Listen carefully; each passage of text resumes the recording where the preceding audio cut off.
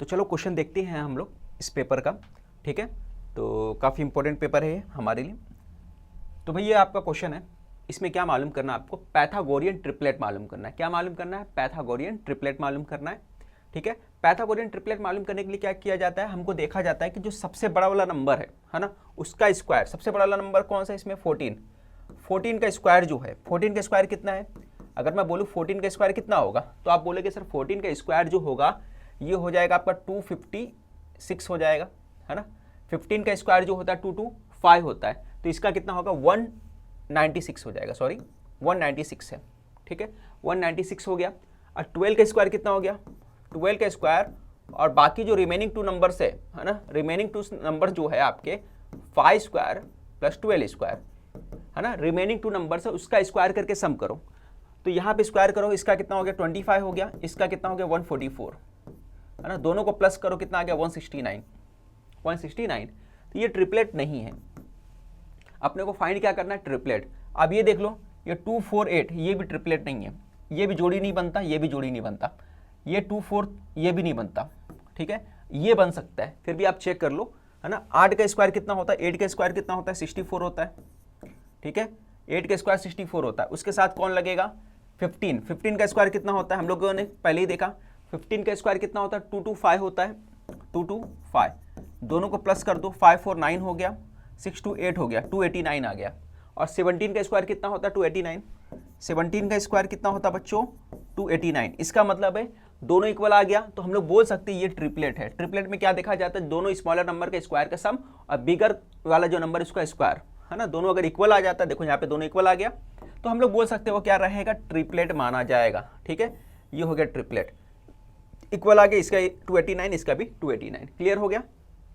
अगर चलो इसमें देखते हैं, ये क्वेश्चन को करने के लिए आपको फिगर बनाना पड़ेगा। तो पहले मैं फिगर बना देता हूँ, एक सर्कल बना दिया मैंने, और यहाँ पे बोला एंगल ACB बोला है, ACB, तो ये हो गया A, यहाँ पे लेता हूँ मैं, A हो गया हमारा, ये C हो गया, ये B हो गया, ठीक है, ACB हो गया। और आर्क ACB जो बोला है, आर्क जो बोला है ACB होगा आर्क, ठीक है। आर्क ACB कहाँ है, तो देखो ये आर्क पूरा ACB है, ठीक है। ACB describe in arc ACB of the circle with centre O। ACB arc क्या है, ये ACB है, ये ACB आर्क बोला है, okay. If ACB angle ACB कितना है 65 डिग्री, अगर ये 65 डिग्री है, इसका दिया 65 डिग्री, तो इसके सामने वाला कितना होगा 130, AB कितना होगा 130 AB होगा। और हमें फाइंड क्या करना, आर्क ACB फाइंड करना है। क्या फाइंड करना है, ACB फाइंड करना है। देखो एंगल 65 डिग्री है, तो इसके सामने वाला 130 है, तो रिमेनिंग कितना होगा, रिमेनिंग मालूम करने के लिए क्या करोगे, 360 में से आपको 330 को माइनस कर देना है ना, 130 को माइनस कर देना है, कितना आ गया, माइनस करोगे तो कितना आ गया 230, तो हमारा आंसर क्या आएगा 230 हमारा आंसर आ जाएगा। तो ऑप्शन C हमारा राइट आंसर होगा, क्लियर हो गया। ये 65, तो इसके सामने वाला आर्क क्या है, AB आर्क है, तो AB कितना है 130, और अपने को पूछा कि ACB पूछा है, तो इसको हटा दो पूरे में से, पूरा कितने का होता है सर्कल 360 का, तो 360 में से 130 माइनस कर दी, कितना आ गया 230।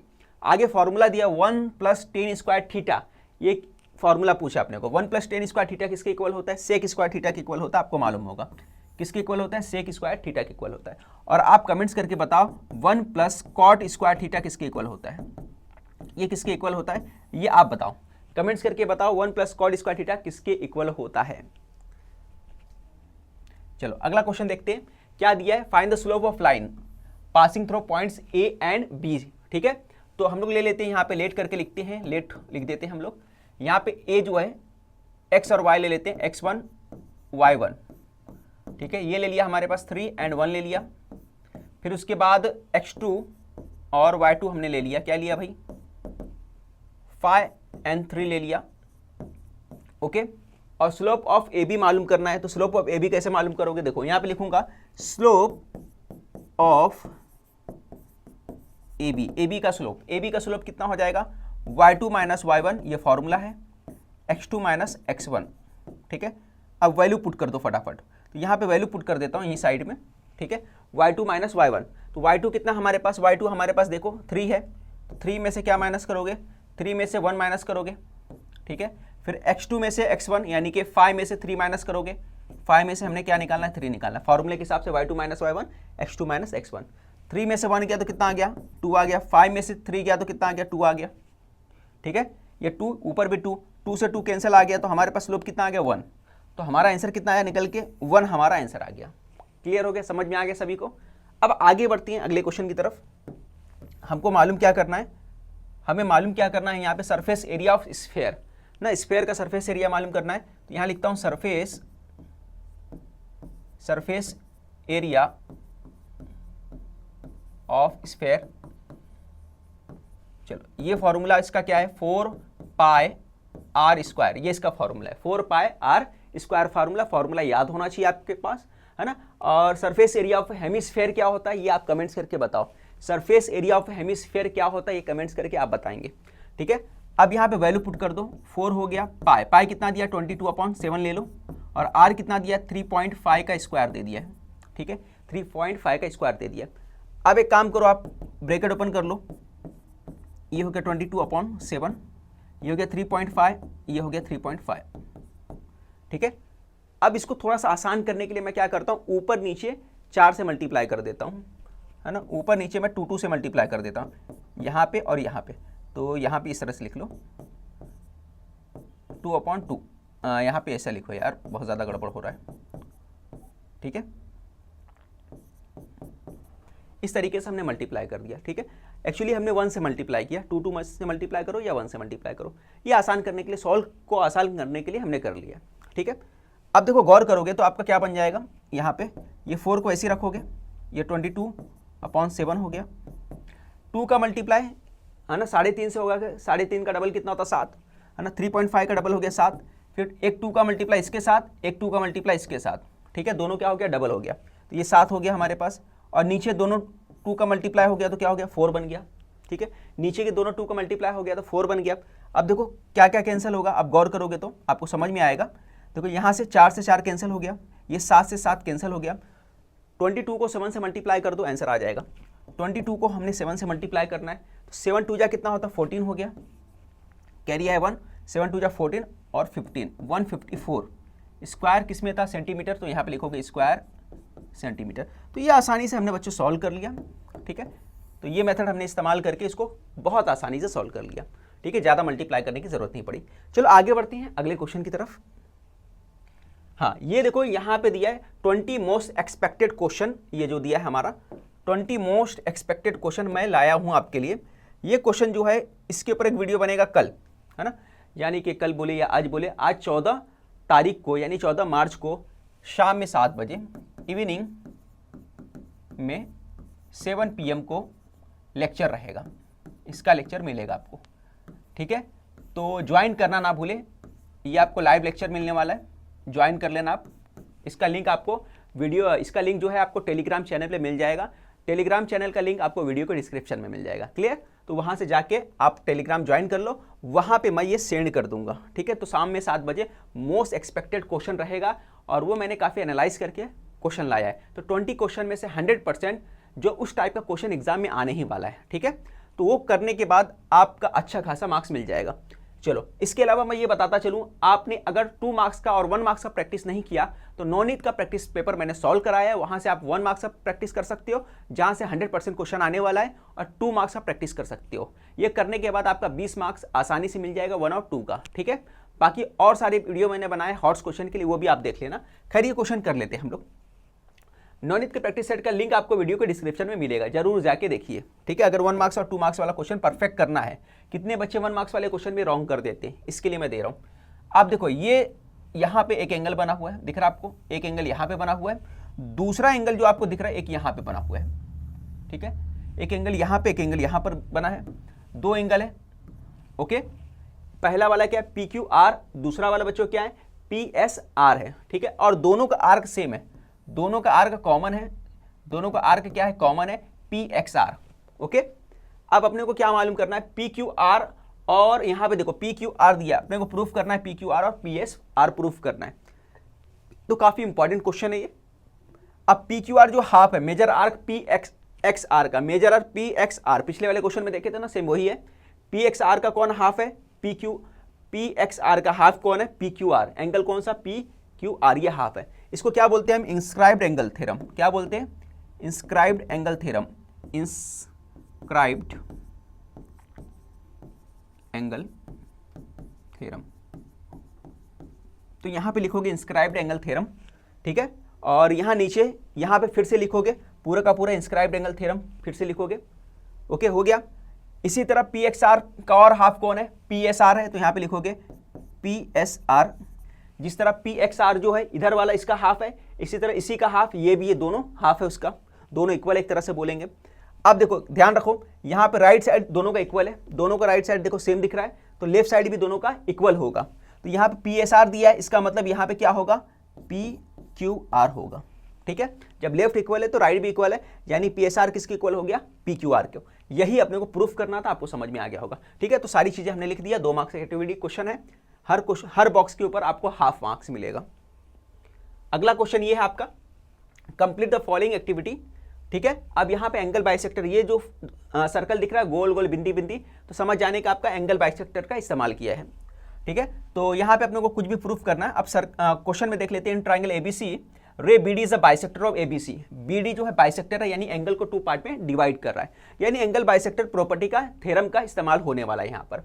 यहाँ पे A B upon B C होगा, देखो यहाँ पे A B upon B C दिया है, तो यहाँ पे होने वाला A D upon D C होगा, क्या होगा, A D upon D C. तो यहाँ लिखोगे आप A D upon D C लिख दिया, ठीक है। यही प्रॉपर्टी कैसे लिखा जाता है मालूम है ना, इस तरह से जाने का, फिर यहाँ से जाने का। तो A B upon B C equal किसके होगा, A D upon D C के इक्वल होगा, क्लियर। अब नीचे देखो, यहाँ पे ये लिखने के बाद यहाँ पे देखो अगले स्टेप पे दे भी दिया है, क्या दिया है, ट्राइंगल एबीसी के अंदर से डी पैरेलल है बीसी के। डी कौन है भाई, ये डी जो है ये पैरेलल है बीसी के। जैसी पैरेलल होगा तो समझ जाने का कौन सा थ्योरम लगेगा, हमारे को वहाँ पे बीपीटी लगेगा, क्या लगेगा, बीपीटी। तो हम लोग बोल सकते हैं ये जो थ्योरम यहाँ पे इस्तेमाल हुआ है, बीपीटी का इस्तेमाल हुआ है। मैं शॉर्ट में लिख रहा हूँ, मगर आपको एग्जाम में पूरा लिखना है, बेसिक प्रोपोर्शनलिटी थ्योरम, ये पूरा लिखना है। और ये थ्योरम बहुत ज्यादा इंपॉर्टेंट है, उसको करके जाना एग्जाम में, बहुत चांस है आने का। फिर यहाँ पे देखो ए बी अपॉन, अब देखो यहाँ पे गौर करो तो कई चीजें अपने को इक्वल नजर आ रही है। यहाँ पे A B upon B C, A D upon D C, ये दोनों कॉमन है, दोनों कॉमन है, राइट साइड दोनों कॉमन है, तो इसका मतलब क्या है, राइट साइड इक्वल है तो लेफ्ट साइड भी इक्वल होगा। तो लेफ्ट साइड में क्या आएगा अपना, ए बी अपॉन क्या आ गया, बी सी आ जाएगा, और यहाँ पे ई बी नीचे है तो ऊपर क्या है, ए ई, तो यहाँ क्या आएगा, ए ई, ठीक है। A B upon B C और क्या आएगा, A E upon E B, clear, सबको समझ में आ गया। आगे बढ़ते हैं अगले क्वेश्चन की तरफ। हाँ, ये देखो हॉट्स इंपॉर्टेंट क्वेश्चन है, 3 घंटे का बहुत ज्यादा वीडियो है, 3 घंटे का पूरा मैंने करा के दिया है ना, बहुत बड़ा वीडियो है, बहुत ज्यादा क्वेश्चन उसमें कराया है। तो ये हॉट्स करने के बाद आपको किसी भी किस्म का हॉट्स एग्जाम में अगर पूछता है तो जरा भी प्रॉब्लम ना होगा, ठीक है। तो ये करने के बाद काफी आपका दिमाग खुल जाएगा, किसी भी हॉट्स क्वेश्चन को, किसी भी टाइप के हॉट्स क्वेश्चन को आप टेकल करने के लिए पूरे भरपूर तैयार हो जाएंगे, ठीक है। तो मैं उम्मीद करता हूँ ये 3 घंटे का वीडियो जो है आपको वीडियो को डिस्क्रिप्शन में मिल जाएगा। वीडियो को डिस्क्रिप्शन में जाइए, चेक करिए और वीडियो को अच्छे से देख के परफेक्ट कर लीजिए, है ना। कुछ भी क्वेश्चन आएगा इसके हिसाब से फिर ये करने के बाद आपको आसानी से उसको कर लोगे, उसको टैकल कर लोगे, ठीक है। चलो आगे बढ़ते हैं अगले क्वेश्चन की तरफ।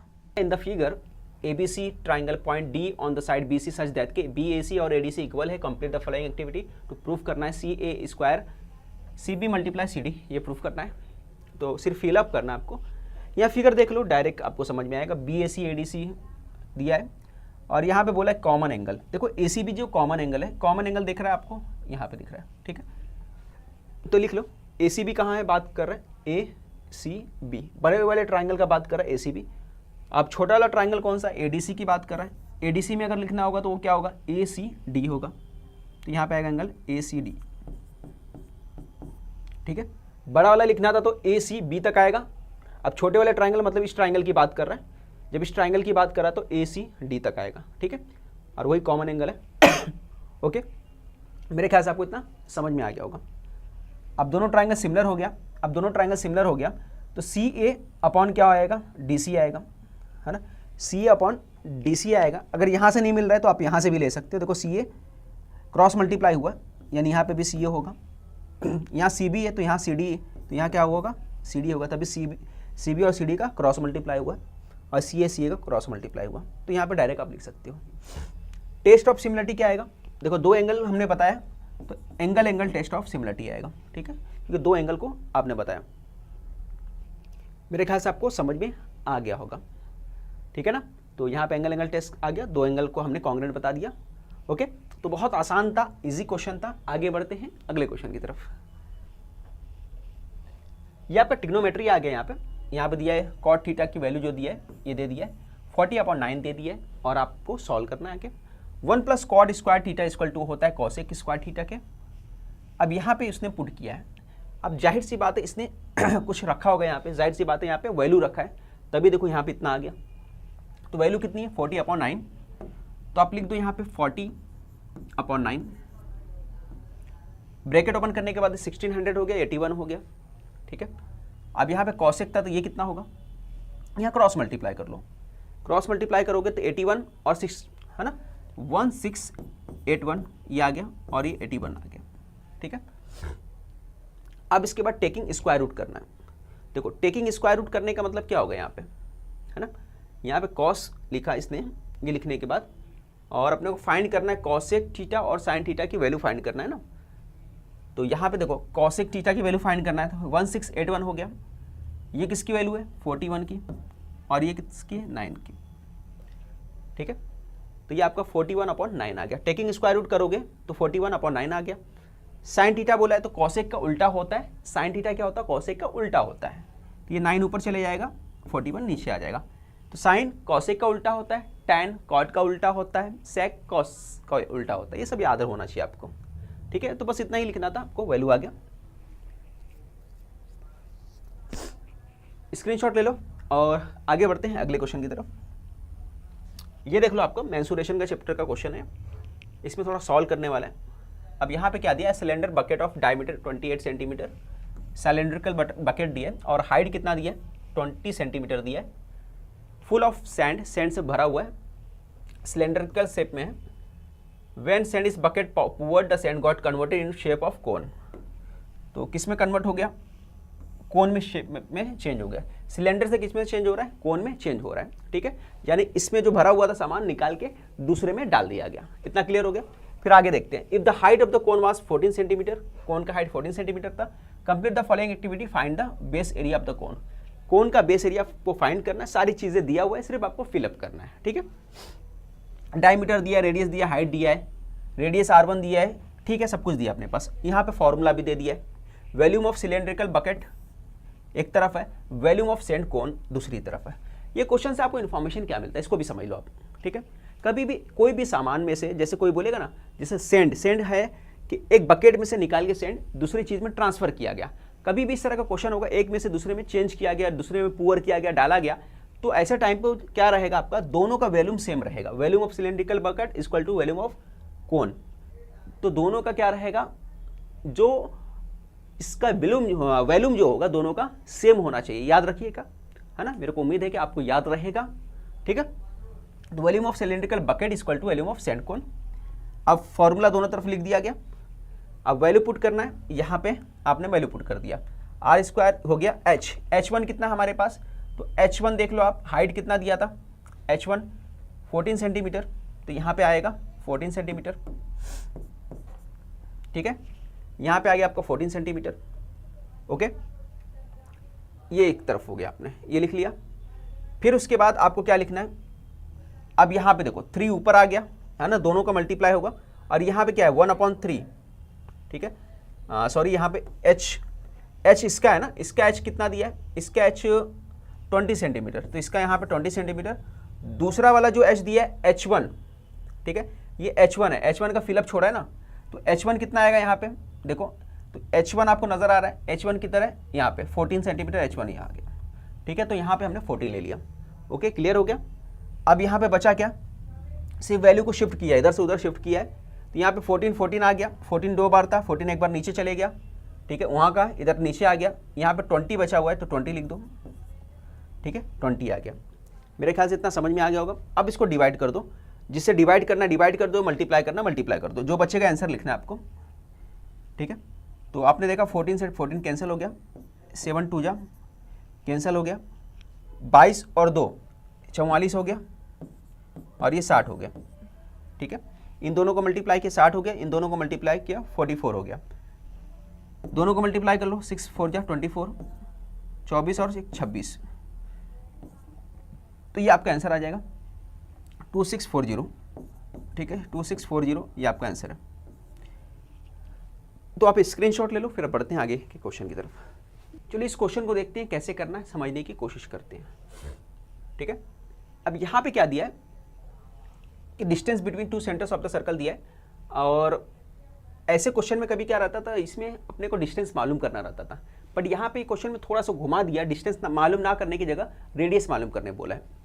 तो आप क्या करोगे, तो यहाँ पे सबसे पहले द डिस्टेंस लिखा हुआ तो लिख दो, the distance between centres of to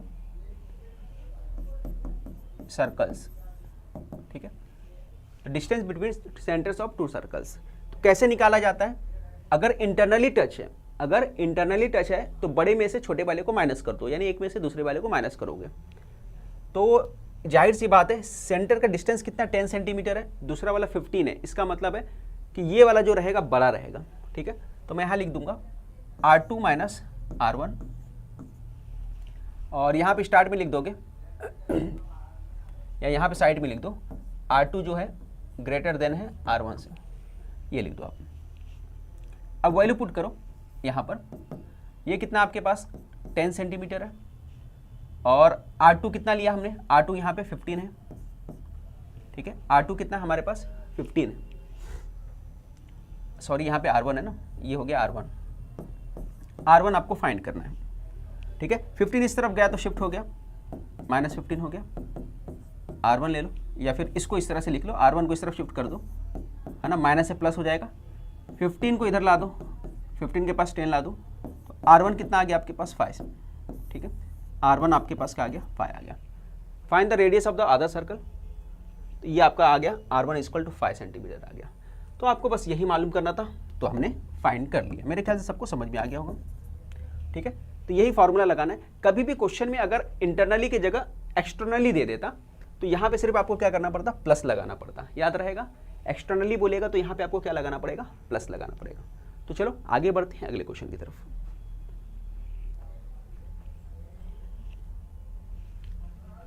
in triangle ABC में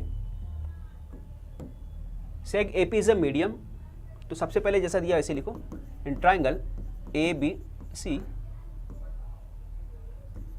सेग एपी क्या है, इज अ मीडियन है, ये आपने लिख दिया। ठीक है, और बीसी जो दिया है वो भी लिख दो, चलो वैल्यू पुट किया, और ये वैल्यू लिखा है वो भी लिख दो, चलो ये भी हमने लिख दिया। और ये क्वेश्चन देख के ही आपको समझ में आ गया होगा कि ये क्या है, अपोलोनियस का इस्तेमाल करना है, अपोलोनियस थ्योरम का इस्तेमाल करना है।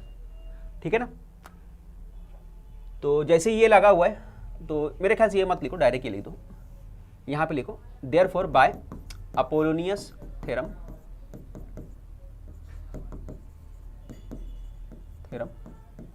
अपोलोनियस थ्योरम का इस्तेमाल करोगे। तो अपोलोनियस थ्योरम का कैसे इस्तेमाल करोगे, ट्राइंगल एबीसी है, एक बार फिगर बना देते रफ, जिसमें सेग एबीसी के अंदर एबीसी के अंदर एपी इज मीडियन है, एपी आपका मीडियन है, एपी मीडियन है, यानी ये दोनों इक्वल है। ठीक है, तो आप अपोलोनियस थ्योरम का इस्तेमाल करोगे बच्चों, तो क्या आ जाएगा, AB स्क्वायर AC स्क्वायर, ठीक है, AB square plus AC square equal to होगा 2AP स्क्वायर BP स्क्वायर के। ठीक है, ब्रैकेट में चाहो तो लिख सकते हो, अब ब्रैकेट के बाहर भी लिखोगे तो कोई प्रॉब्लम नहीं है, 2AP square plus BP square. ठीक है, इस तरीके से आपने लिख दिया। अब आगे कैसे सॉल्व करोगे, ये हो गया। ठीक है, अब इसके आगे आपको वैल्यू पुट करना है, बट आपको वैल्यू पुट करने से पहले एक पार्ट तो और करना पड़ेगा। क्या करना पड़ेगा कि यहाँ पे दिया हुआ है BC जो दिया है 18 दिया है, BC 18 दिया है मगर BP नहीं दिया है, तो BC की हेल्प से हम लोग क्या निकालेंगे, BP निकालेंगे। तो मैं क्या निकालूंगा, BC के हेल्प से BP निकालूंगा। BP क्या होगा, हाफ होगा BC का, BP क्या होगा, हाफ होगा BC का, हाफ होगा। क्यों हाफ होगा, क्योंकि P is a mid point, P क्या है आपका मिड पॉइंट है, इसकी वजह से। ठीक है, P क्या है आपका मिड पॉइंट, इसकी वजह से हाफ होगा। तो BP क्या हो जाएगा आपका, BP = 1/2 BC का हाफ, BC कितना हमारे पास 18, 2 से कैंसिल हो गया तो बीपी आपका निकल के आ गया 9। कितना आया निकल के? 9 आ गया। ये आपका हो गया 9। इतना मेरे ख्याल से सबको समझ गया होगा। अब आगे देखो, अब आगे वैल्यू पुट करेंगे हम लोग। किसकी वैल्यू पुट करेंगे? अब बीपी की वैल्यू यहां पे पुट कर देंगे इसके अंदर, ठीक है। नाउ करके लिखो, ए बी और ए सी कितना आएगा? ए बी और ए सी कितना दिया हमारे पास? 260, तो मैं लिख दिया यहां पे 260। यहां पे आ गया 2। एपी कितना हमारे पास? एपी हमारे पास नहीं है, जो हमको फाइंड करना था। और हमारे पास जो है एपी के बाद जो बच्चों दिया है बीपी, तो बीपी कितना हमारे पास? हमने 9 निकाला, या 9 लिख दिया हमने, ठीक है। अब देखो आगे क्या करोगे, 2 को इस तरफ लाओ, डिवाइड हो जाएगा। 2 को इस तरफ लाओगे, 2 को इस तरफ लाओगे तो 2 डिवाइड हो जाएगा। 260 डिवाइड बाय 2, और यहां पे आएगा एपी स्क्वायर 9 स्क्वायर, ठीक है ना। अब 9 को डायरेक्ट आप स्क्वायर करके लिख सकते हैं, एक पार्ट बच जाएगा आपका, 81 हो जाएगा, ठीक है। अब इसको डिवाइड कर दो आप, ये आ गया 130, एपी स्क्वायर 81, ठीक है। 81 को सिर्फ शिफ्ट करो तो 81 जब होगा 130 में से माइनस हो जाएगा, तो आपका एपी स्क्वायर निकल के आएगा, ठीक है ना। 81 में से 30 निकाल लो आप, कितना आएगा यहाँ पे गौर करो, कितना आएगा? 10 में से 1 गया तो 9, 10 में से 1 गया तो 9, ये हो गया 12, 12 में से 8 गया तो 4, एपी स्क्वायर। यहाँ पे क्या लिखोगे? टेकिंग स्क्वायर रूट लिखोगे, टेकिंग स्क्वायर रूट। तो आपका एपी स्क्वायर टू कितना आ गया? 7। यही आपको फाइंड करना था, तो एपी कितना आ गया? 7, एपी फाइंड करना था। स्क्रीनशॉट ले लो, फिर आगे बढ़ते हैं अगले क्वेश्चन की तरफ। दिया आपका, find the coordinates of centroid of the triangle whose vertices are -7, 6, 2, -2 and 8, 5। तो कैसे करोगे? यहाँ पे देखो, लिख दो कंसीडर दैट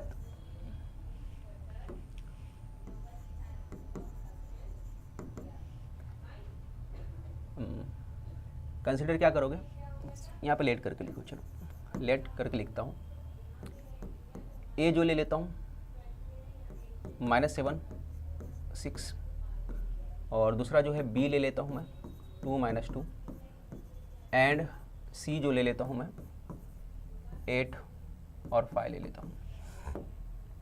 सभी को मैं ले लेता हूँ, x1 इसको लेता हूँ, इसको x2, y1 इसको जो होगा x2 होगा, ये y2 ले लिया हमने, ये x3 ले लिया हमने, y3 ले लिया, ठीक है। इतना हो गया। अब ट्राइंगल की बात कर रहा है तो हम लोग सेंट्रॉइड फार्मूला का इस्तेमाल करेंगे, लिखेंगे by centroid formula, by centroid formula. तो सेंट्रॉइड फार्मूला से आपको क्या मालूम करना है? कोऑर्डिनेट्स मालूम करना है। तो x मालूम करोगे तो x कहाँ से लिखोगे? यहाँ पे मैं लिख देता हूँ x, कैसे आएगा? x1 plus x2 plus x3 divide by 3, ठीक है। तो इस तरीके से आपको निकालना है। x1 कितना हमारे पास? x1 -7 है, फिर उसके बाद 2 है, फिर उसके बाद 8 है। क्लियर हो गया? 8, 2, 10, 10 में से 7 गया तो 3 आ गया, 3 से 3 कैंसिल हुआ तो आ गया 1। तो x की वैल्यू कितनी आ गई हमारे पास? 1 आ गई, ठीक है। x की वैल्यू हमने निकाल लिया 1। इसी तरह y की वैल्यू निकालो। y इक्वल टू कितना होता है मालूम आपको? y1, y2, y3 divide by 3।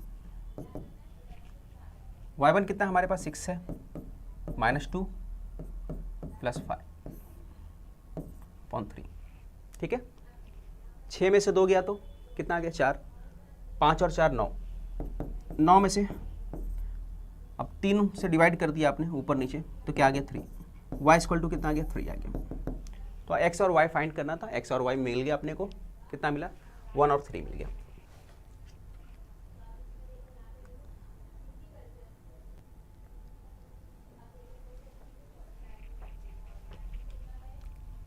चलो ये प्रूफ करते हैं। प्रूफ करना आपको साइन अपॉन कॉस, तो आप यहाँ पे लिखो left hand side sign square theta upon cos theta, यहाँ पर कॉस थीटा। ठीक है, कैसे सॉल्व करोगे? देखो क्रॉस मल्टीप्लाई करो, यहाँ पे आपने क्रॉस मल्टीप्लाई कर दिया, कॉस का कॉस से मल्टीप्लाई किया, तो ये बन जाएगा आपका sign square theta plus cos square theta upon cos theta. इतना हो गया। आपको मालूम है कि sign square theta plus cos square theta किसके इक्वल होता है? 1 के इक्वल होता है। तो डायरेक्ट आप लिख सकते हो वहाँ पे 1 अपॉन कॉस थीटा। यहाँ रीजन क्या दोगे? ब्रैकेट के अंदर आपको देना पड़ेगा sine square theta plus cos square theta equal to 1। ये आपने बता दिया। ठीक है, ओके, इतना समझ में आ गया। फिर इसी तरह 1 अपॉन कॉस के इक्वल होता है, सेक के इक्वल होता है, तो आप लिख दो डायरेक्ट सेक थीटा। लास्ट में आपको लिखना पड़ेगा left hand side equal to right hand side. ठीक है ना, तो सेक थीटा आ गया। और यहाँ पे भी रीजन दे सकते हो, आपको यहाँ पे बोल सकते हो आप कि जो होता है 1 अपॉन कॉस थीटा किसके इक्वल होता है? सेक थीटा के। ओके, तो बस इतना ही करना था आपको। राइट हैंड साइड आपने लिख दिया, आसानी से सॉल्व हो गया। फॉर्मूला याद रहेगा तो कर लोगे, नहीं तो नहीं होने वाला। चलो आगे देखते हैं। फाइंड द वैल्यूम ऑफ बोला है, किसका वैल्यूम बोला है? Find the volume of sphere of diameter. Volume of sphere, इसका फॉर्मूला आपको मालूम है? क्या है फॉर्मूला? वैल्यूम ऑफ स्फीयर का फॉर्मूला, ये बाबा रुक जा, किधर गया तू?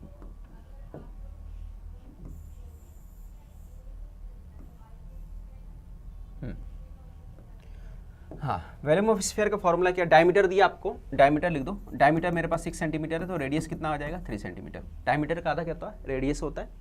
वैल्यूम ऑफ स्फीयर क्या होता है? 4/3 पाई आर क्यूब होता है। ये आपका फॉर्मूला है। ठीक है, तो आपको कैसे करना है बताओ मुझे। तो 4/3 पाई कितना है हमारे पास? 314 ले लो। आर कितना है हमारे पास? 3 है।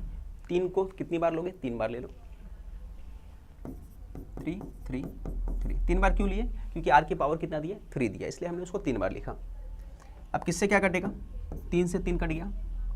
ठीक है, इन दोनों को मल्टीप्लाई कर दो और 4 4 16 हो गया, 4 1 जा 4 और 5 हो गया, 4 3 जा 12 हो गया। ठीक है, इन दोनों को मल्टीप्लाई कर दो, 3 3 जा 9 हो गया। अब इन दोनों को मल्टीप्लाई कर दो, 9 6 जा 54, 5 आया, 9 5 जा 45, 45 और 5 50 हो गया। ठीक है, 5 बचा, 9 दूना 18 हो गया, 18 और 5 23, 2 आया, 9 1 9 2 11। ठीक है, तो ये आपका आंसर आ गया।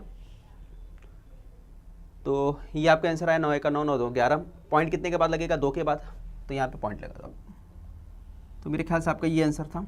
और आपको क्या पूछा है? सेंटीमीटर क्यूब में वैल्यूम पूछा था, तो आपने वैल्यूम बता दिया। तो भाई आप इसका स्क्रीनशॉट ले लो, ये भी आपका कंप्लीट हो गया। पहला क्वेश्चन है जो सर्कल से दिया हुआ है। ठीक है, ये फिगर दिया हुआ आप देख सकते हैं, जिसके अंदर आर्क जो है CXD जो है 105 का दिया हुआ है। आर्क CXD दिख रहा है आपको? ये दिख रहा है, ये है CXD। कॉर्ड AB और CD, कॉर्ड दोनों कॉन्ग्रेंट है, AB और CD। तो आप देख सकते हो कि AB कहाँ पे है? ये आपका AB है और ये आपका CD, दोनों कॉन्ग्रेंट है, यानी कि इक्वल है। ठीक है, अब आगे क्या दिया हुआ है? आर्क AYC जो है, major arc AYC, major arc AYC किधर है? तो देखो इसकी बात कर रही है, यहाँ पे बात की जा रही है इसकी, मेजर आर्क AYC की बात कर रही है, यहाँ पे इसकी बात की जा रही है। ठीक है, और ये किसके इक्वल होता है? CPA के इक्वल होता है। CPA मतलब ये जो एंगल बन रहा है इसके इक्वल होगा, ठीक है। तो अगर आर्क AYC, तो मेजर आर्क AYC कितना होगा, तो ये जो एंगल सेंट्रल एंगल जितना होगा वही इसका भी होगा, है ना। मेजर आर्क जो भी होगा वो क्या होगा, सेंट्रल एंगल के इक्वल होगा। तो इसका मतलब क्या होगा, AYC कितना होगा बच्चों, ये 100 होगा। कितना होगा, 100 होगा, ठीक है, बाय डेफिनेशन ऑफ मेजर और माइनर आर्क। इतना क्लियर हो गया। आगे बात करते हैं कि कॉर्ड AB और कॉर्ड CD जो दिया है कॉन्ग्रेंट दिया है, AB और CD दोनों कॉन्ग्रेंट दिया है, इन दोनों को क्या बता रहा है, कॉन्ग्रेंट दिया है। तो जाहिर सी बात है अगर ये दोनों कॉन्ग्रेंट है तो इनसे बनने वाला जो आर्क होगा वो भी आपस में क्या होगा, कॉन्ग्रेंट होगा, ठीक है, वो भी आपस में क्या होगा, इक्वल होगा, ठीक है ना। तो इसका मतलब इससे क्या बन रहा है, CXD बन रहा है, तो इससे क्या बनेगा, AB, ठीक है। तो वही बोला है कि अगर AB जो है AB CD के इक्वल है, AB CD के इक्वल है, इसी तरह AB आर्क जो होगा, AB आर्क यानी यहाँ से लेकर यहाँ तक, ये आर्क भी किसके इक्वल होगा, इस आर्क के। तो इसका आर्क का नाम क्या है, CXD नाम है। तो इस आर्क का नाम क्या है, आर्क CXD। क्लियर हो गया ना। जिस तरह से ये दोनों कॉर्ड इक्वल है तो ये दोनों आपस में क्या होगा, दोनों आर्क भी इक्वल होगा, कॉन्ग्रेंट होगा। क्लियर हो गया, सबको समझ में आया। आगे बात करते हैं हम लोग मेजर आर्क AB और मेजर आर्क CXD, ये दोनों इक्वल हो जाएगा, है ना। CXD कितना दिया था, CXD यानी इसकी लेंथ कितनी दे दी थी, 105, तो ये 105, तो ये भी क्या होगा 105। बस वही चीज़ यहाँ पे बताया कि दोनों आपस में क्या होगा, इक्वल होगा, 105 105 होगा।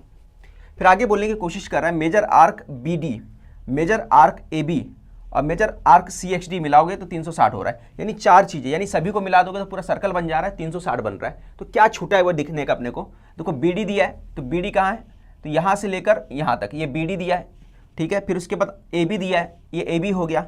फिर उसके बाद CXD दिया है, CXD दिया है। छूटा क्या है, ये वाला छूट गया है ना, ये वाला छूट गया है। तो जो छूटा वहाँ पे लिख सकते हो आप, छूटा वाला क्या था, ये लिखा था ना AYC छूट गया, तो यहाँ पे लिख सकते हो मेजर आर्क जो है आर्क AYC, तो ये छूटा था, ये हमने लिख दिया। क्लियर हो गया। तो यहाँ पे AYC लिखना है, वो हमने लिख दिया।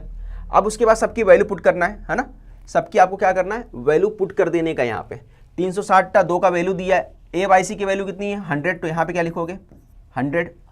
क्लियर हो गया। अब मुझे बताओ यहाँ पर कितना आएगा, 105 105, 105 105 कितना होता है, 210 होता है। 210 में अगर 100 मिला दो तो कितना होगा, 310 होगा। ये कितना होगा, 310 होगा। क्लियर हो गया। 105 105 210 210 और 100 कितना हो गया, 310 हो गया। 310 को 360 के पास लेके गए और माइनस कर दिए तो कितना आएगा, 50 आ जाएगा। 360 में से अगर मैं माइनस कर देता हूँ 310 को तो बोलो कितना आएगा, तो आप बोलोगे सर यहाँ पे 50 आएगा, है ना। तो वही हम लिख देते हैं यहाँ पे आर्क BD कितना आएगा, 50 आएगा। आर्क BD जो बच्चों हमारा कितना आ जाएगा, 50 आ जाएगा। ये आपको लिखना है। तो ये अपने को फाइंड करना था, ये हमने फाइंड कर दी। यहाँ पे फिनिश हो जाता है। स्क्रीनशॉट ले लो, फिर बढ़ते हैं अगले क्वेश्चन की तरफ।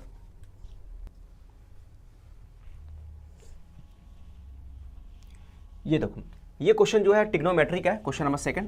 आपको जैसा मालूम कि 2 में से एक ही करना है। तो ट्रिगो का क्वेश्चन दिया हुआ है, sin theta minus 2 sin cube theta 2 cos cube minus cos theta equal to tan theta दिया है।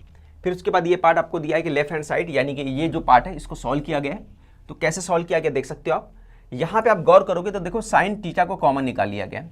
sin थीटा को अगर मैं कॉमन निकाल लूँगा यहाँ पर, तो यहाँ से पहले में क्या बचेगा, 1 माइनस बचेगा। ये 1 माइनस हो गया, ठीक है ना।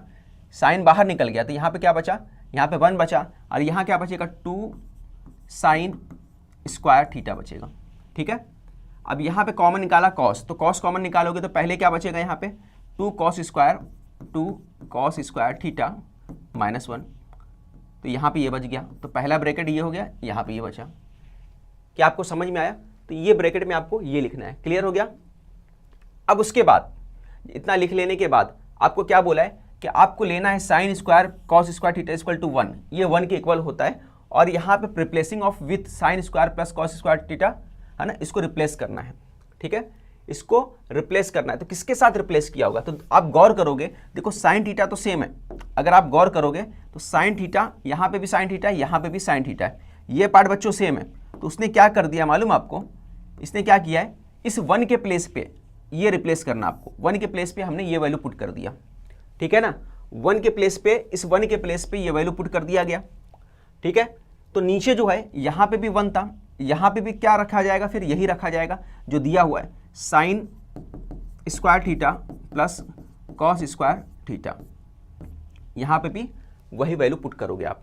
तो यहाँ पे भी रख दिया, और यहाँ क्या बचेगा, यहाँ पे आपका बचेगा 2 sin स्क्वायर थीटा, क्योंकि सेम टू सेम कॉपी कर दोगे, 1 के प्लेस पे ये रिप्लेस कर दिया है, और यहाँ पे 2 cos स्क्वायर थीटा वैसी है, -1 की जगह पे ये रख दिया आपने। क्लियर हो गया। अब उसके बाद ब्रैकेट ओपन होगा, तो देखो cos में से साइन में से ये 2 माइनस हो जाएगा, ठीक है। इन दोनों में से जब माइनस हो जाएगा तो क्या बचेगा, तो आप बोलोगे माइनस बचेगा, तो यहाँ आएगा cos square theta minus sign square theta, ठीक है। cos square theta minus sign square theta ये आ जाएगा। और नीचे देखो और ऊपर देखो, दोनों सेम आ गया। नीचे ऊपर अगर सेम है दोनों तो क्या होगा, कैंसिल हो जाएगा, ये दोनों कैंसिल हो गया, ठीक है। तो यहाँ साइन थीटा बचेगा, यहाँ cos थीटा, तो यहाँ क्या बचेगा आपका cos थीटा बचेगा, ठीक है। और साइन अपॉन cos क्या होता है, tan होता है। बस इतना ही करना था, स्क्रीनशॉट ले लो, आगे बढ़ते हैं फिर अगले क्वेश्चन की तरफ।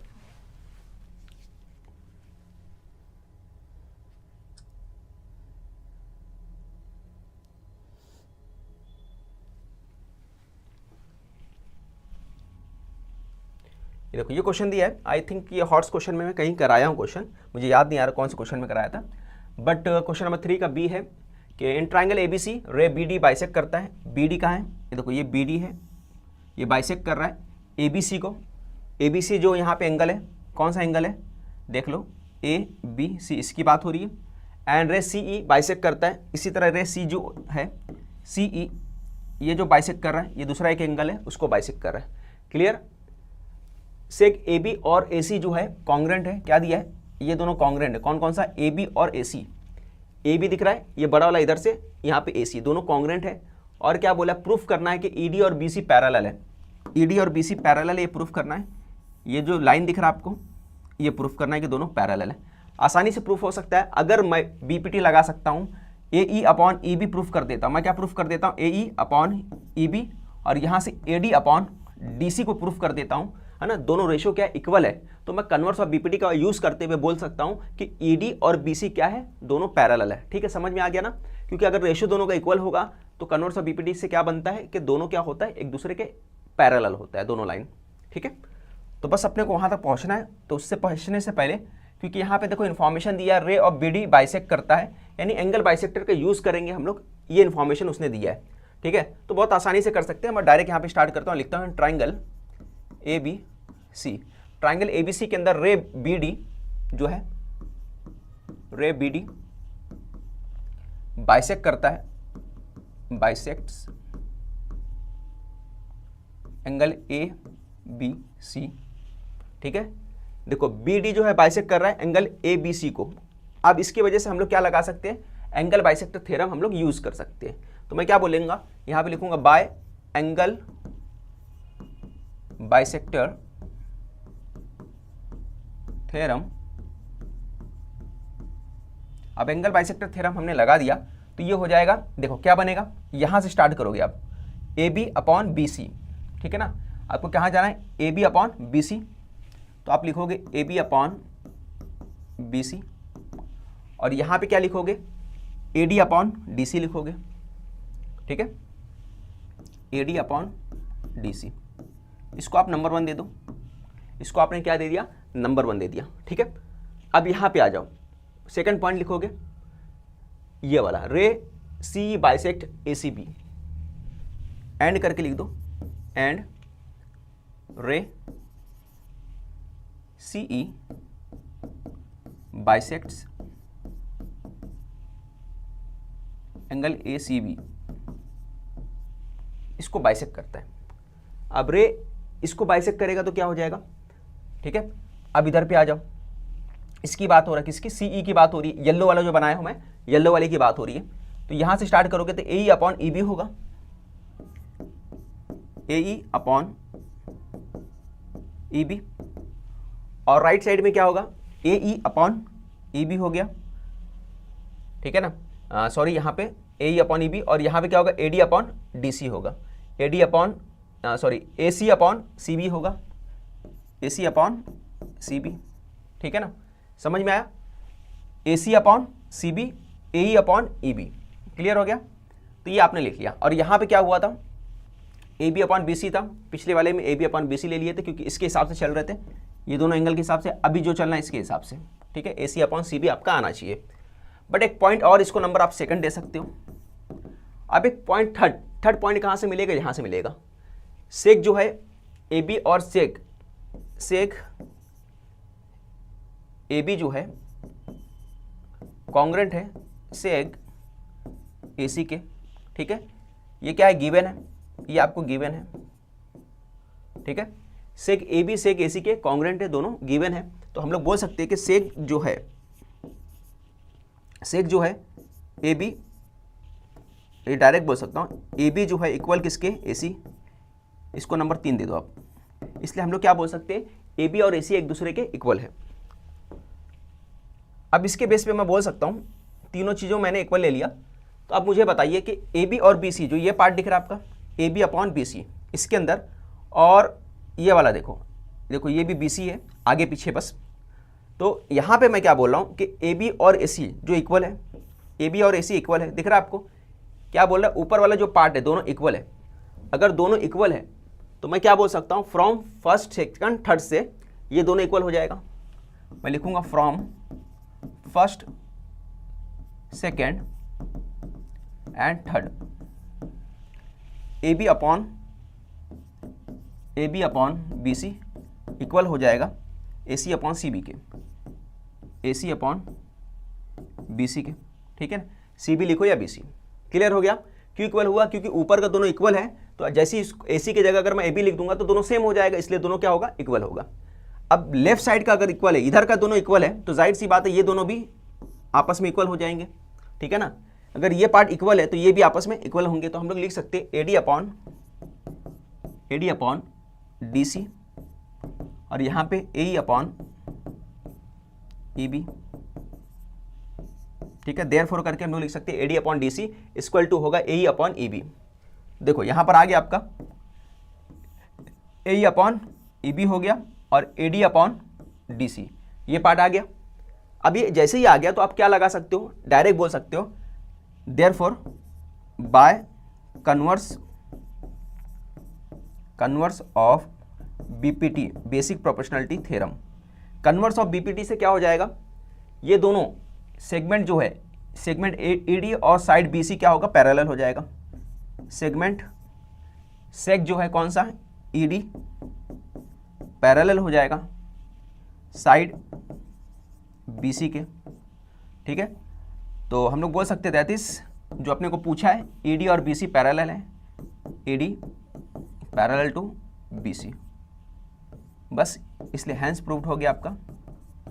यही बोला था आपको और ये प्रूफ हो गया। तो मेरे ख्याल से सबको समझ में आ गया होगा कैसे प्रूफ करना था। तो सब बच्चे स्क्रीनशॉट ले लो, फिर आगे बढ़ते अगले क्वेश्चन की तरफ।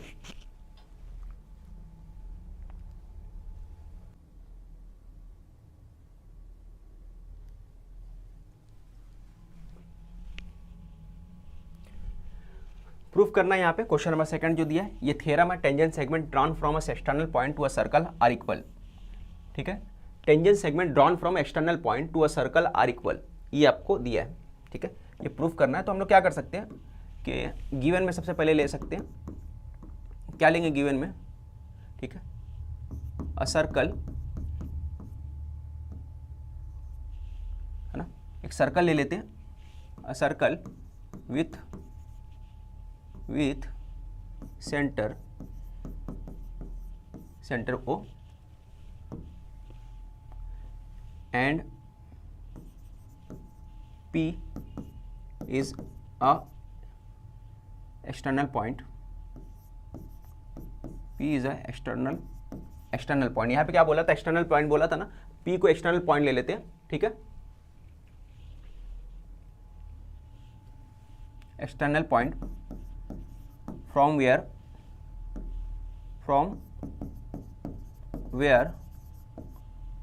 tangents drawn,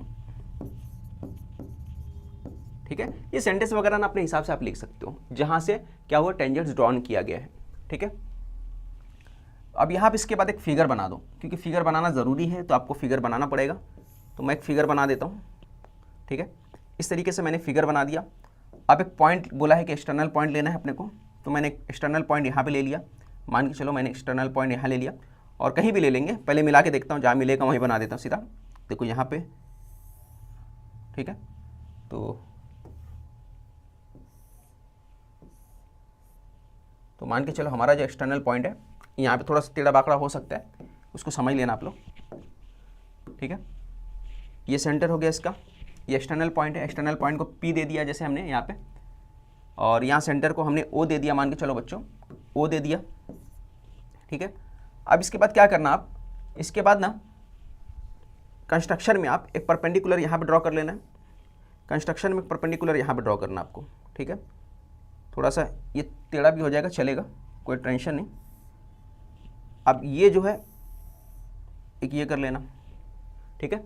अब इतना हो गया, इस तरह से बनाना आपको। तो यहाँ पे मैं लिख सकता हूँ, साइड में लिख देता हूँ मैं, कंस्ट्रक्शन लिखकर मैं कर सकता हूँ कंस्ट्रक्शन, क्या लिखूंगा, ज्वाइन OP, ठीक है। OP को हमने ज्वाइन कर दिया और OM लिख दिया, OM और ON लिख दिया, join OP and draw perpendicular, है ना, perpendicular draw OM perpendicular to MP, और दूसरा एक परपेंडिकुलर ले लिया ON जो है हमारा NP पे ले लिया, ठीक है ना। एक परपेंडिकुलर ये हो गया, एक परपेंडिकुलर ये हो गया, इतना क्लियर हो गया। अब इसके बाद देखो, इतना हो गया तो प्रूफ करने में आ जाओ। तो यहाँ पे लिखेंगे 2, क्या था अपना OM था ना, ON, सॉरी। अब टू प्रूफ क्या करना अपने को, टू प्रूफ में क्या रहेगा ये आपको मालूम ही होगा। तो टू प्रूफ में क्या है बच्चों, ये मुझे बताओ। यहाँ पे कलर चेंज करता हूँ, टू प्रूफ, क्या प्रूफ करना है आपको, है ना। ये दो टेंजेंट जो है दिए हैं, ये दोनों टेंजेंट क्या है, कॉन्ग्रुएंट है, ये प्रूफ करना आपको। तो हम लोग लिख सकते हैं कि PM कॉन्ग्रुएंट है PN के, यही आपको प्रूफ करना है, ठीक है। PM यहाँ पे लिख सकते हो सेगमेंट, सेग, और यहाँ पे भी सेग लिख सकते हो, सेग PN, ठीक है ना। तो ये जो है एक दूसरे के क्या है, कॉन्ग्रुएंट है, ये आपको पार्ट प्रूफ करना है। ये थ्योरम है, बहुत इंपॉर्टेंट थ्योरम है सर्कल का, ये आपको याद रखना है। ये अपने तरीके से हमने ले लिया है। टेक्स्ट बुक के अंदर क्या दिया था कि आपको फिगर वगैरह दिया था, फिलअप वाला पार्ट था, एक्टिविटी बेस्ड था, बट ये आपको अपने माइंड में समझना है कैसे करना है, ठीक है। तो इतना हो गया। अब उसके बाद हम लोग प्रूफ में आ जाते हैं। तो प्रूफ कैसे करोगे, देखो प्रूफ में अगर मैं बात करूं तो सबसे पहले आपको क्या करना पड़ेगा, ट्राइंगल देख लो कितने ट्राइंगल है। तो आप बोलोगे सर यहाँ पे ट्राइंगल अगर मैं बात करूं तो 2 ट्राइंगल दिया हुआ है।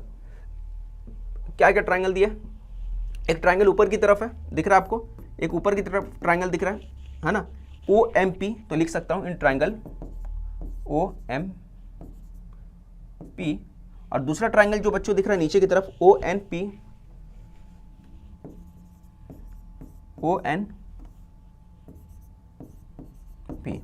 दोनों ट्राइंगल मैंने बना दिया, ठीक है, ऊपर की तरफ नीचे वाला ट्राइंगल। अब इसके अंदर जो है ये देखो 90 डिग्री है, ये 90 डिग्री है, ठीक है ना, उसको हमने ले लिया था 90 डिग्री। तो हम लोग बोल सकते हैं एंगल M जो है, एंगल M को पूरा लिख सकते हो चाहो तो, OMP, angle OMP, angle OMP, यहाँ पे हो जाएगा ONP, ONP।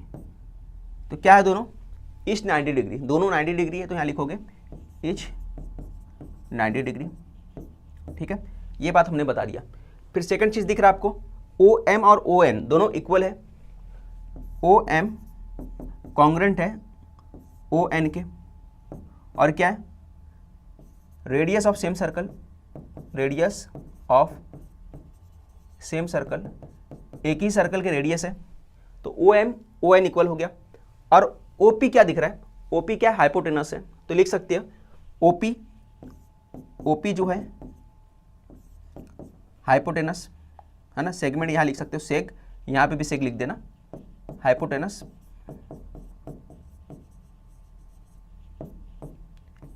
हाइपोटेनस हो गया, ठीक है।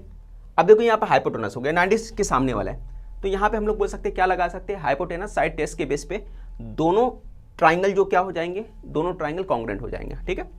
तो मैं बोलूँगा हाइपोटेनस साइड टेस्ट के बेस पे बाय, देयरफॉर लिख सकते हो, देयरफॉर ट्राइंगल, दोनों ट्राइंगल, कौन कौन सा ट्राइंगल, OMP OMP कॉन्ग्रेंट होगा ट्राइंगल, दूसरा वाला ट्राइंगल क्या है ONP, ठीक है, ONP, और रीजन क्या दोगे यहाँ पे, बाय कौन सा टेस्ट, हाइपोटेनस साइड है ना, तो यहाँ पे लिखोगे बाय हाइपोटेन्यूस साइड टेस्ट, ठीक है ना। हाइपोटेनस साइड के टेस्ट के बेस पे दोनों ट्राइंगल क्या हो गया, कॉन्ग्रेंट हो गया। अब दोनों ट्राइंगल कॉन्ग्रेंट है तो उनके साइड्स क्या होंगे, उनके साइड्स, दोनों ट्राइंगल अगर कॉन्ग्रेंट है उनके साइड भी कॉन्ग्रेंट होते हैं, तो हम लोग लिख सकते हैं कि MP जो प्रूफ करना आपको है ना, आपको जो प्रूफ करना था PM, देयरफॉर PM कॉन्ग्रेंट होगा, किसके कॉन्ग्रेंट होगा, सेग PN के, इसके कॉन्ग्रेंट होगा। और रीजन दे सकते हैं यहाँ पे साइड में, क्या दे सकते हैं, congruent side of congruent triangle, ठीक है, congruent side of congruent triangle, बस यही प्रूफ करना था, हमने लिख दिया हैंस प्रूफ्ड, ठीक है। और इक्वल, तो इक्वल बोला था तो ये इक्वल था, तो सॉरी यहाँ पे इक्वल था ना, यहाँ पे इक्वल लगाओ, इक्वल का साइन लगाओ, कॉन्ग्रेंट नहीं बोला था, इक्वल बोला था, तो एक लाइन और बढ़ा लेना, यहाँ पे एक लाइन और बढ़ा दोगे तो ये हो जाएगा PM सेग PN, बस, और ये हो गया प्रूफ, हैंस प्रूफ करके ये लिख सकते हो, क्योंकि इक्वल बोला था कॉन्ग्रेंट नहीं बोला था, इसलिए इस तरह से लिखोगे आप। फिर फाइनली ये लिखने के बाद कॉन्ग्रेंट हो गया तो जाहिर सी बात है इक्वल भी हो जाएगा। तो स्क्रीनशॉट ले लो, फिर आगे बढ़ते हैं अगले क्वेश्चन की तरफ। चलो अगला क्वेश्चन जो दिया है उसको देख लेते हैं। तो इसको मेरे ख्याल से आप लोग बना लिए होंगे, मैं थोड़ा सा ऊपर कर देता हूँ इसको और क्वेश्चन हटा देता हूँ, थोड़ा सा मैं ऊपर करके, एक मिनट, ओके ओके बन गया, ठीक है। चलो तो ये क्वेश्चन जो दिया हुआ है इसको हम लोग बनाते कैसे करना है, छोटा सा मैं बनाऊंगा। Draw circle centre O and radius 4.2 centimetre, take a point P at the distance of 7 centimetre from the centre. ये बहुत आसान क्वेश्चन है, आप कर लोगे मेरे ख्याल से, फिर भी मैं बता देता हूँ कि एक सर्कल बनाना है, आपने इस तरह से एक सर्कल बना दिया, ठीक है। उसके बाद बोल रहा है कितना रेडियस कितना होगा 4.2, तो आपने 4.2 ले लिया। फिर एक पॉइंट P लेना है, वो सर्कल से कितने डिस्टेंस पे होगा 7, तो यहाँ से लेकर यहाँ तक का जो डिस्टेंस होगा वो 7 होगा, ठीक है। तो 7 सेंटीमीटर होगा, उसका नाम क्या देना है, P देना है, तो आपने P ले लिया और सेंटर से जो डिस्टेंस रहेगा वो कितना है 7 सेंटीमीटर, तो ये आपका जो रहेगा ये 7 सेंटीमीटर रहेगा, ठीक है। Draw tangent to the circle from point P से एक टेंजेंट ड्रॉ करना है, measure the length of the tangent segment, और मेजर करना है length of tangent segment, tangent जो सेगमेंट है उसका लेंथ मेजर करके है वो बता के लिखना है, ठीक है। तो बस यहाँ इसके हेल्प से क्या करोगे आप बता सकते हो। अब इसके हेल्प से क्या करोगे, यहाँ पे कट करोगे, यहाँ कट करोगे, तो इस तरीके से कुछ आपका बन के आएगा, ठीक है। फिर इसको सेंटर मानते हुए आप क्या करोगे, एक सर्कल बनाओगे। अब सर्कल जहाँ भी बने, तो ज़रूरी नहीं यहाँ पे बने, यहाँ पे बने, क्योंकि 7 सेंटीमीटर है ना, 4.2 था ये, वो 7 है, तो जाहिर सी बात है सर्कल जो आपका ये बनेगा परपेंडिकुलर बनेगा, ये थोड़ा बाहर बनेगा, ठीक है। हो सकता है बाहर बने या अंदर बने, जहाँ भी बने, जैसे 4.2 है तो 4.2 के हिसाब से डबल पे होना चाहिए, और 7 के हिसाब से आधा बनेगा 3.5 का मतलब है ये बनेगा अंदर की तरफ, एग्जैक्टली यहाँ पे कुछ परपेंडिकुलर ड्रॉ होगा, ये ड्रॉ करना है। फिर उसके बाद आपको एक सर्कल यहाँ से बनाओगे, तो कुछ जब सर्कल बनाओगे यहाँ कट होगा, यहाँ कट होगा। अब ये कट होने के बाद बच्चों आपका जो है इस तरह से 2 बना लोगे, आप क्या टेंजेंट बना लोगे, और टेंजेंट मेजर करके लिख देने के, वही पूछे measure of the length of the tangent segment, ठीक है। मेरे ख्याल समझ में आ गया होगा, फोटो ले लो, इसका स्क्रीनशॉट ले लो, फिर आगे बढ़ते हैं जो आपका लास्ट क्वेश्चन है उसके ऊपर।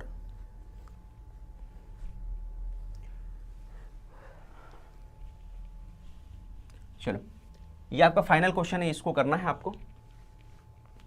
तो कैसे करेंगे, ये मेंसुरेशन का चैप्टर है, उसका क्वेश्चन दिया, क्वेश्चन नंबर 4।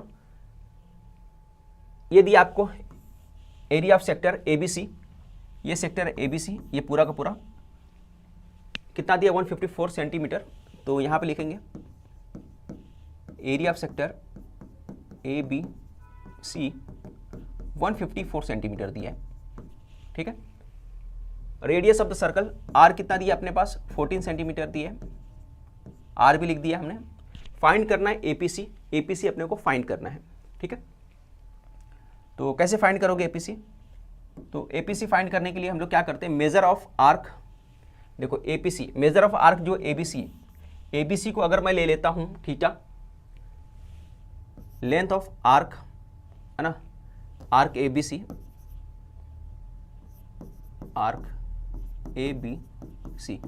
इसको अगर मैं ले लेता हूँ, ये पूरा यहाँ से लेकर थीटा ले लेता हूँ, तो जाहिर सी बात है जो सेंट्रल एंगल बनेगा यहाँ पर, जो एंगल बनेगा वो भी कितना बनेगा, थीटा ही रहेगा, क्योंकि दोनों का सम क्या होता है, इक्वल होता है ना, दोनों का मेजर इक्वल होता है। तो ये थीटा है, तो हमारा क्या होगा APC, ये भी थीटा ही होगा, ठीक है ना। तो ये हमारा क्या हो जाएगा, APC थीटा होगा। इतना क्लियर हो गया। अब आगे सॉल्व करते हैं। अब फॉर्मूला देखो, जाहिर सी बात है ये दिया है अपने को, तो फॉर्मूला भी इसी का लगने वाला है। एरिया ऑफ सेक्टर दिया है तो फॉर्मूला भी उसी का लगने वाला है। तो एरिया ऑफ सेक्टर का फॉर्मूला हम लोग इस्तेमाल करेंगे, तो क्या आएगा, area of sector PABC equal होगा, किसके इक्वल होगा, यहाँ पे थीटा 360, आपको मालूम है थीटा 360, और मल्टीप्लाई किसके साथ होता है, पाई आर स्क्वायर के साथ, है ना। ये आपको फॉर्मूला मालूम होगा एरिया ऑफ सेक्टर का, ठीक है। अब इतना करने के बाद वैल्यू पुट कर दो फटाफट।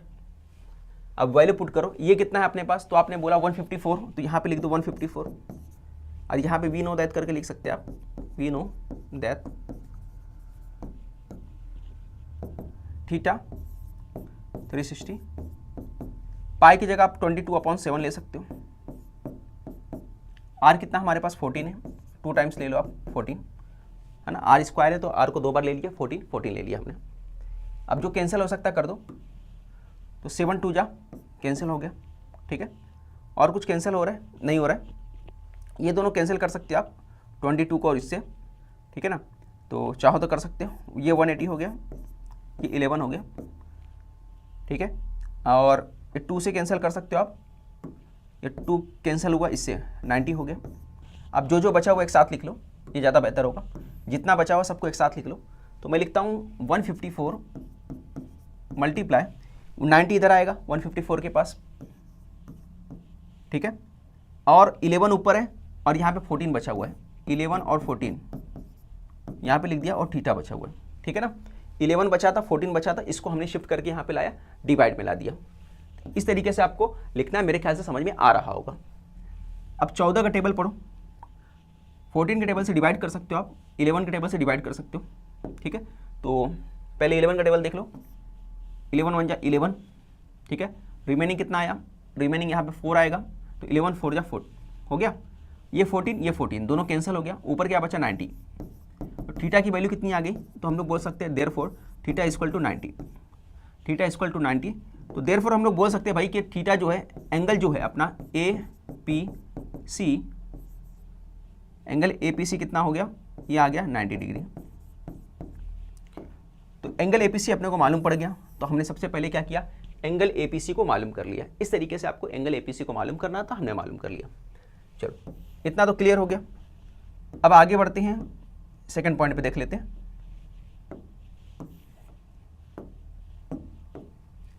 लेंथ ऑफ आर्क ABC मालूम करना है, लेंथ आर्क ABC मालूम करना है। तो ये कैसे मालूम करेंगे, तो इसके लिए एक फॉर्मूला फिर से लिखोगे। कौन सा फॉर्मूला लिखोगे, मेजर आर्क जो होता है, ठीक है। देखो length arc, length of arc multiply, length of arc जो होगा उसको मल्टीप्लाई करोगे किसके साथ, आर के साथ, डिवाइड करोगे 2 के साथ, ठीक है।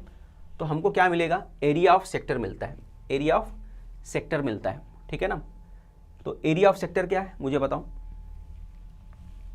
एरिया ऑफ सेक्टर, है ना, ये अपने को मिलता है। तो एरिया ऑफ सेक्टर क्या है यहाँ पे, तो आप बोलोगे सर एरिया ऑफ सेक्टर जो है ये अपना है APABC। लेंथ ऑफ आर्क क्या है, लेंथ ऑफ आर्क जो है हमारा ABC है, और R कितना है, R को R रखो, अभी वैल्यू पुट मत करो, 2 हो गया। ये कितना था हमारे पास, तो आप बोलोगे ये जो था हमारे पास 154 था ABC, तो यहाँ पे क्या लिखोगे 154 लिखोगे। तो हमने यहाँ लिखा 154, 2 को क्रॉस मल्टीप्लाई करो, 2 इधर आ गया। R की वैल्यू कितनी है, R की वैल्यू लिख दो, ठीक है। डायरेक्ट क्रॉस मल्टीप्लाई करो, पहले वैल्यू पुट कर देते हैं। R कितना है 14, यहाँ पे 2, अब जो कट सकता है काट दो, 2 7 जा हो गया, ठीक है, 2 7 जा हो गया।